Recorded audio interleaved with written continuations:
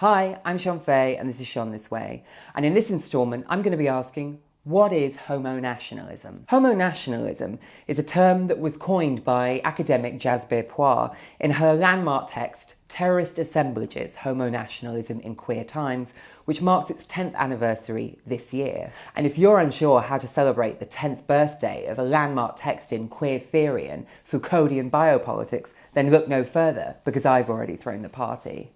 At times, especially in activist circles, the concept has become somewhat simplified just to mean any time that LGBT liberation politics could be co-opted by the nationalisms of the far right.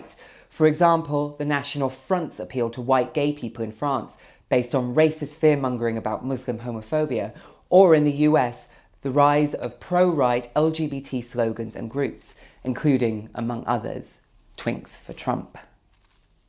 While this phenomenon of fascism or white supremacy co-opting LGBT politics for its own ends is real and alarming, it's not exactly what homonationalism is. Homonationalism, as Puar intends it, is an analysis or organising principle of global politics, not a personal ideology that you can choose or disavow as an individual. This isn't about good gays or bad gays. Terrorist Assemblages was a rejection of the idea sometimes found in feminist and queer theory of the 90s that the nation state is always heteronormative and that the queer citizen is always an alien or outlaw within it.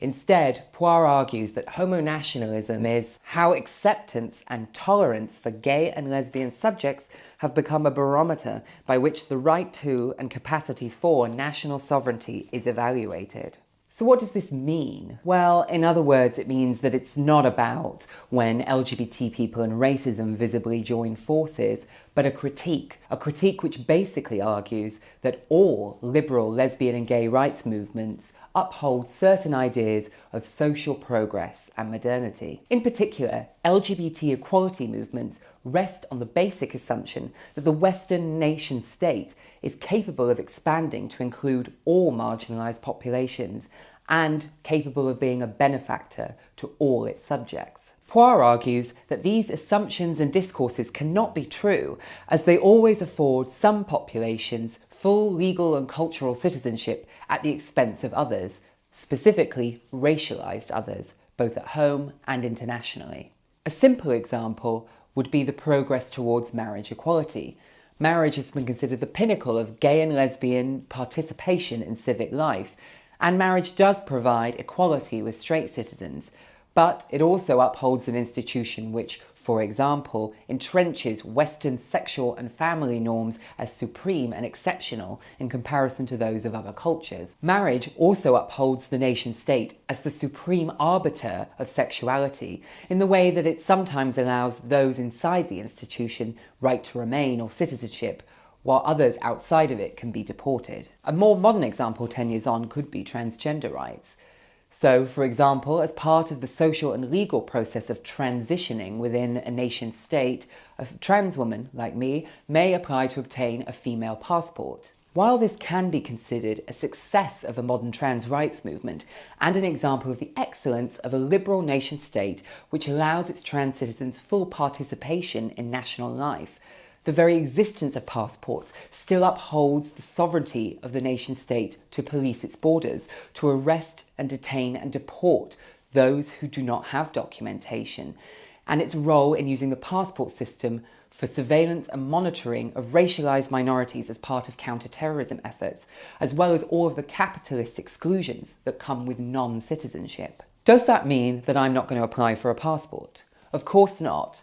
And this is what's meant by homonationalism being more of a lens to view queer politics through than a bad political philosophy you can simply disavow. However, 10 years on from the release of Terrorist Assemblages, which was largely considered the leading queer analysis after 9/11 and the War on Terror, we find ourselves in a rather different political landscape.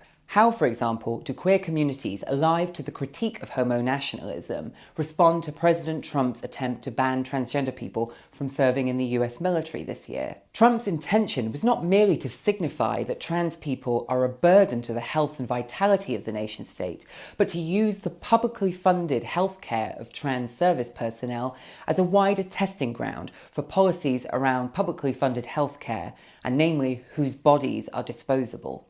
However, in order to contradict the symbolism of the move, it's difficult not to recreate homonationalist discourses, namely that US trans citizens are fully entitled to participate in their country's military-industrial complex, or, to put it more bluntly, that American trans people are just as good at killing brown people overseas as cis people. When LGBT rights for the white and/or citizened become actively forced into reverse, homonationalist discourses entrench themselves in response. So what is the solution?